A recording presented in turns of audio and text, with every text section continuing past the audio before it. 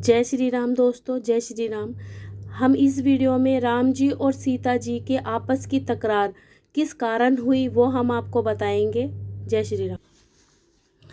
भगवान राम चित्रकूट में बैठे थे। लक्ष्मण जी फूल लेने गए थे। सीता और राम किसी विषय पर चर्चा कर रहे थे। सीता जी ने अचानक कहा, महाराज माफ करना, क्या वे बोले। उन्होंने सीता कहा, मेरे चरण आपके चरणों से ज्यादा सुंदर है। यदि भगवान स्वीकार कर लेते तो तकरार उत्पन्न न होती, परंतु भगवान ने कहा, नहीं देवी, आप भूल है, आपके चरणों से सुंदर तो मेरे चरण है। दोनों अपने ही पाँव की सराहना करते रहे। सीता जी कहती, मेरे पाँव सुंदर है। राम जी कहते, मेरे पाँव सुंदर है। दोनों ने निर्णय लिया कि लक्ष्मण जी इसके बारे में पूछें, क्योंकि वह हम दोनों के चरणों की सेवा करते हैं, इसलिए वह यही न्याय दे पाएंगे। लक्ष्मण फूल आदि लेकर वापस आए। राम ने कहा, लखन, एक तकरार है, तू न्याय दे। लक्ष्मण जी ने कहा, बोलो क्या। राम ने कहा, सीता कहती है मेरे पाँव सुंदर है, मैं कहता हूँ मेरे पाँव सुंदर है। तू दोनों के चरणों की पूजा करता है, इसलिए बता किसके पाँव सुंदर है। लक्ष्मण जी ने कहा, महाराज इस संकट में मुझे मत डालो, आप दोनों खुद ही समझ लो।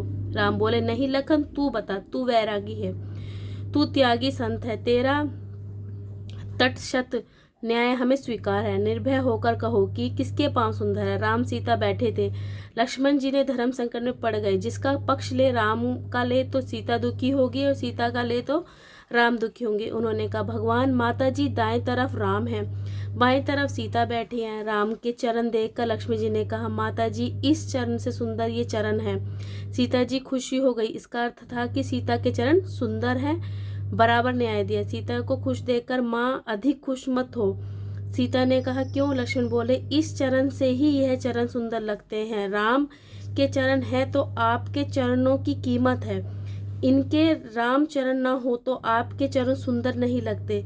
अब राम खुश हो गए। तब लक्ष्मण ने कहा, आप दोनों को खुश करने की जरूरत नहीं, इसका अर्थ तीसरा होता है। माता जी ने भगवान, वे बोले, क्या। लक्ष्मण बोले, आचरण, ये सुंदर चरण सुंदर लगते हैं। जब तक ये चरण दिव्य ना हो तब तक पाँव की कीमत नहीं। महाराज आपके चरण हो तो उसका कारण आपका महान आचरण है।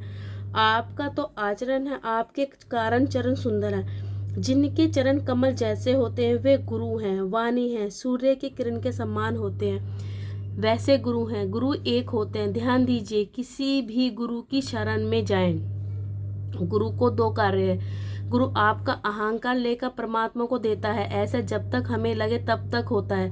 विनय कर सकता है। तुलसी जी ने बाकी रामायण कांडों में कड़ी आलोचना की है। शिष्य के पैसे लिए करें और उसको शौक दूर ना करें। कई तो ऐसा विज्ञापन करते हैं। आपको गुरु की नहीं सतगुरु कहने की जरूरत है। पैसे दूर करने के लिए ध्यान देना गुरु का कार्य विनय है। अहंकार को लेना परमात्मा को देना।